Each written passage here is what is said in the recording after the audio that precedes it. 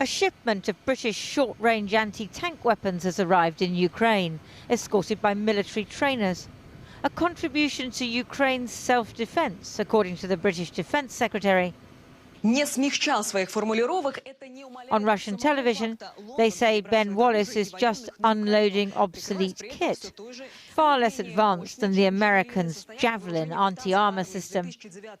In the absence as yet of a physical invasion of Ukraine, mockery is one of the Russians' favorite weapons. Hello, nice to meet you. So good to see you. How are you?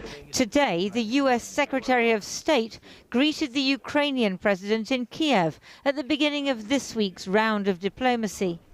The Ukrainians resent being sidelined in talks between the US and Russia about a potential war on their soil, hence today's meeting. But they're grateful for US military support. This assistance not only demonstrates support to our strategic plans for Ukraine to join NATO, but more importantly to improve the level and resource capability of our army.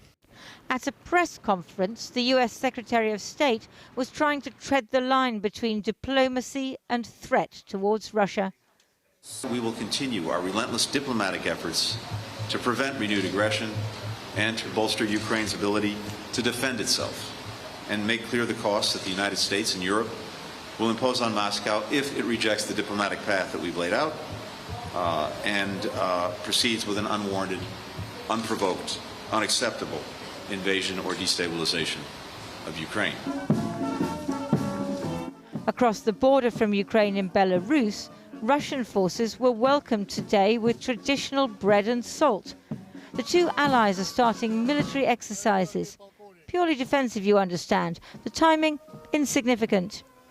They say it's Ukraine and its NATO allies who are the belligerents, and are demanding that NATO pledge never to admit Ukraine.